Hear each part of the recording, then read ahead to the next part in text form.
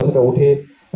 হ্যাঁ, আমার যিনিও বলেছিলেন, কারণ তিনি স্ক্রিপ্টটি পড়েছিলেন, ওনারও মনে হয়েছিল। তো আমার কিছু অবজারভেশন ছিল, সেটা অনেক ছবির ক্ষেত্রেই থাকে। সেটা নিয়ে আমার আর অর্জুনের প্রচুর তর্কাতর্কিও হয়েছে, আলোচনাও হয়েছে।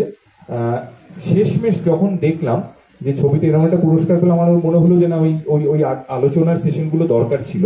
যেটা খুব ইম্পর্টেন্ট আমার বলা প্রয়োজন, যে এই ছবিতে না অর্জুন কোথাও বলে দেওয়ার চেষ্টা করেনি এটা ঠিক, এটা ভুল, এই মানুষটা এই কারণে করছে, ওই মানুষটা ওইভাবে করছে। এবং আমরা যদি আমাদের জীবনের দিকে তাকাই, এটাই কিন্তু হয়, সবটাই কিন্তু ব্ল্যাক অ্যান্ড হোয়াইটে কখনোই বিচার করা যায় না।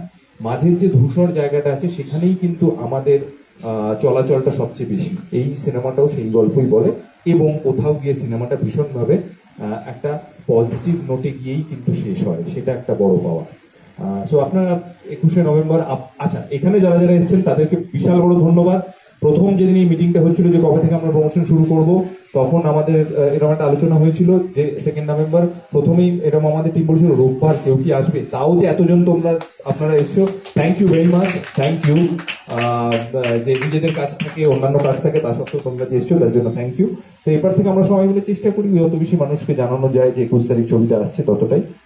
আর এবার একটু হালকা ছলেই বলি, আজকে তো তার জন্মদিন, তিনিও এইবারেই ন্যাশনাল অ্যাওয়ার্ড পেয়েছেন। তো একটা শাহরুখ খানের জন্য একটা জোরে হাততালি হয়ে যাক, and we all love you sir. তো আমার মনে হয় ওনার শুভেচ্ছাও কোথাও না কোথাও ডিফ্রিজের সঙ্গে থেকেই যাবে, আমার মনে হয়। তো ওনার আশীর্বাদে, ওনার ছোঁয়ায় যদি আরো বেশি মানুষ দেখেন, তার জন্মদিনে মিউজিক লঞ্চ, তাহলে কে নয়, কে নয়। সো আর বানি, আমি কি আর কিছু বলবো? আমায় বানি কড়া করে বলেছি তুমি কিন্তু সিনেমার পিছনে গল্প কিছু বলবে না।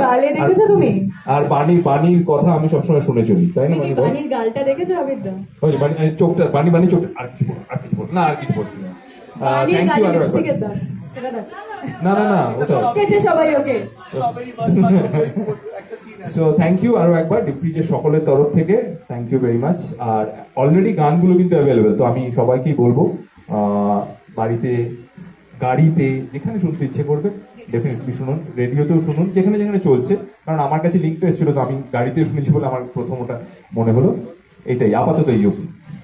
Thank you so much.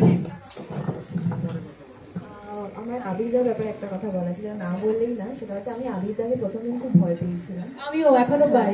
মাঝে মাঝে আবিরদা হতে পারে একজন টিচারের মতন বিহেভ করতে পারে, একদম ঠিক। তো আবিরদার মতন অসাধারণ ক্যারেক্টার মনে হয়, মানে মানে আমি খুব ভয় ভয় ছিলাম সিনিয়র কেমন ভাবে আমি সিনগুলো করতে পারবো, কারণ সেরকম ভাবে আবিরদার সাথে তার এখনো কোনোদিন আলাপ হয়নি। কিন্তু হি ইজ অ্যামেজিং, এটা না বললে হয়তো হতো না। He is a fantastic. না সিরিয়াসলি আমিও এতজনের সাথে কাজ করেছি, ইজ ওয়ান অফ দি